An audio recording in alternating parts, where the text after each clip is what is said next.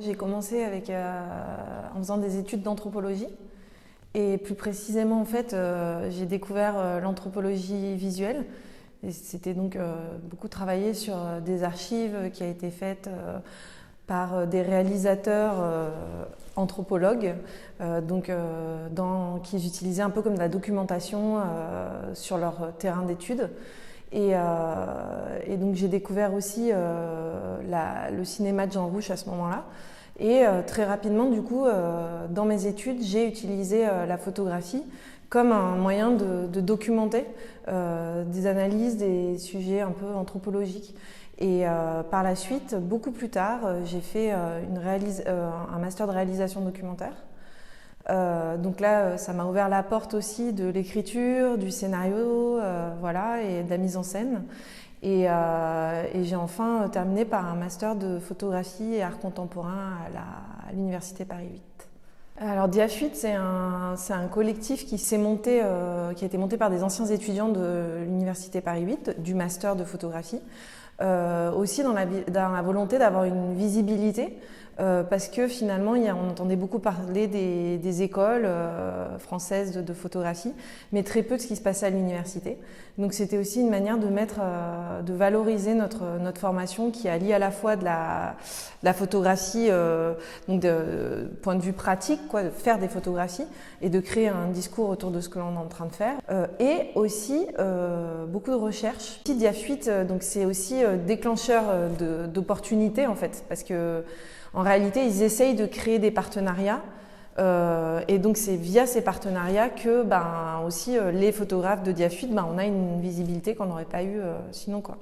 Ils sont mis en contact, comme là avec Dos Mares par exemple. Je prends vraiment la photographie comme de la mise en scène, comme une scène, comme un espace dans lequel on va pouvoir jouer ensemble avec les gens qui participent à mon travail. Donc c'est vraiment un espèce de cœur de personnes qui deviennent personnages au moment où on se met à travailler ensemble.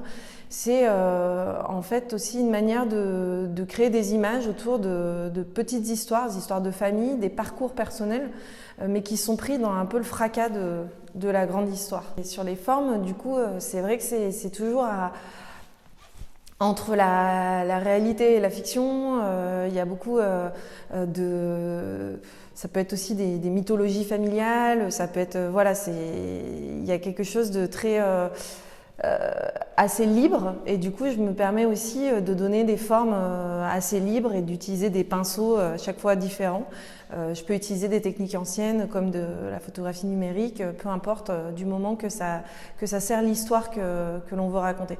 Et toujours dans l'idée de mettre en lumière comme ça des parcours soit qui sont très soit invisibilisés, soit un peu caricaturés. Et là, vraiment leur donner une petite touche.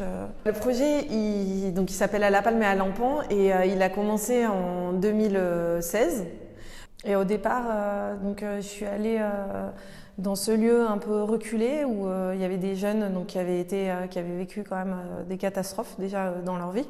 Ils étaient là pendant un moment un peu en attente que leur vie se poursuive et qu'ils aillent ailleurs.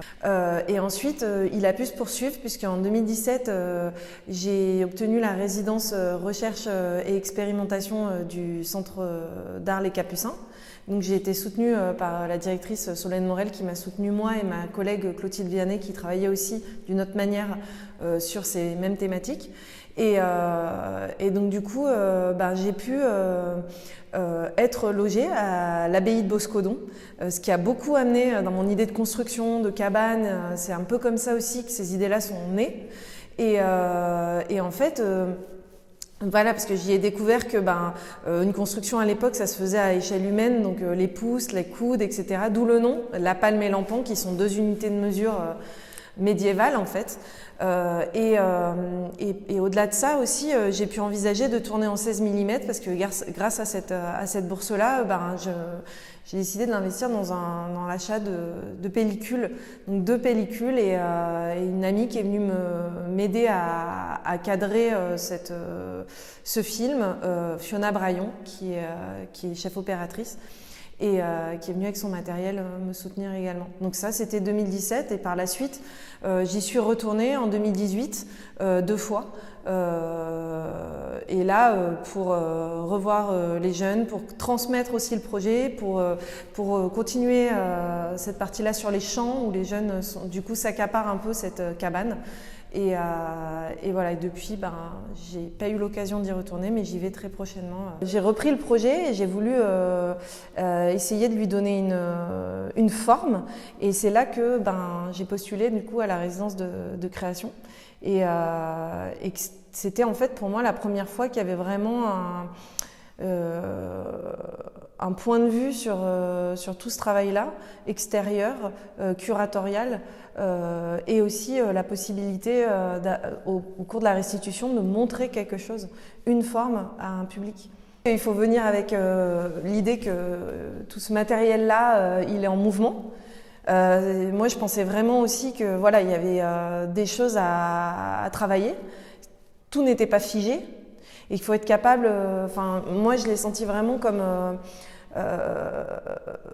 Faut être capable de laisser rentrer des gens dans notre tête, parce qu'une fois qu'on est dans un travail pendant très très très très longtemps, des fois c'est difficile. On a déjà un peu des a priori sur ce qu'on aimerait faire ou ce qu'on a voulu dire au moment du tournage ou au moment où on a pris les photographies.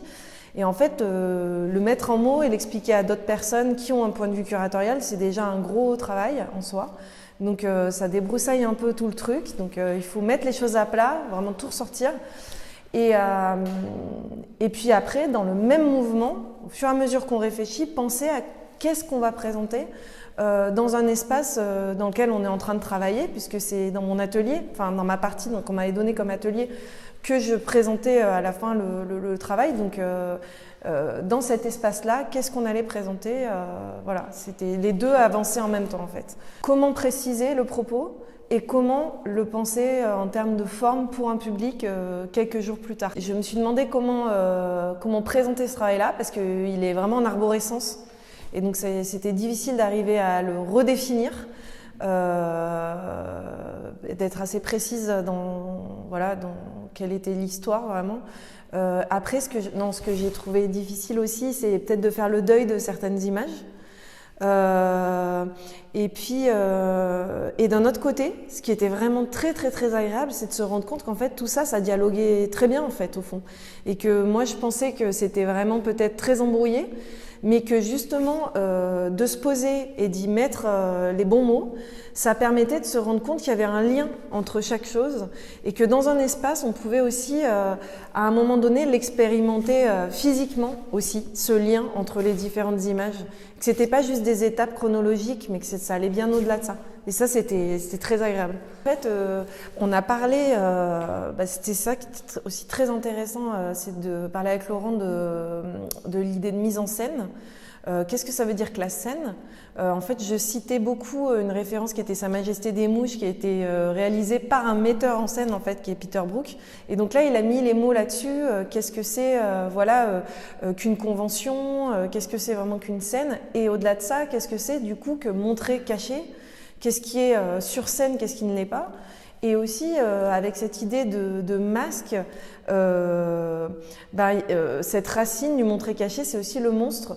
Et donc là, on avait un peu ce rapport-là, oui, pourquoi est-ce que là, l'anonymat m'intéresse, est-ce que ça m'intéressait autant finalement de donner des images à des gens qui, normalement, ne pouvaient pas montrer leur visage ou se retrouver dans des situations tellement complexes qu'on ne pouvait pas vraiment les photographier ou qui avaient envie qu'on les voit, mais on ne pouvait pas les voir.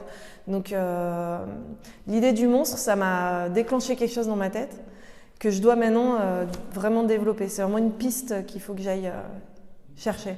Il a le droit d'exister, quoi. Et ça, c'est quelque chose dont j'étais pas certaine à l'arrivée en résidence de création. C'est-à-dire, je savais que j'avais fait beaucoup de choses. Je savais que j'avais le matériel. Je savais que j'avais un but au moment où j'ai fait ces images. Mais j'étais pas persuadée qu'en fait, il pouvait y avoir vraiment une forme qui puisse se transmettre, etc. C'était quelque chose qui était encore trop brouillon, trop foisonnant. Voilà. Là, maintenant, j'ai l'impression qu'il y a vraiment quelque chose qui se transmet. Et même de l'avoir vu là et d'avoir vu le public qui est venu à la restitution, de se rendre compte qu'il y a vraiment des lectures très, très intéressantes en fait, diverses du travail.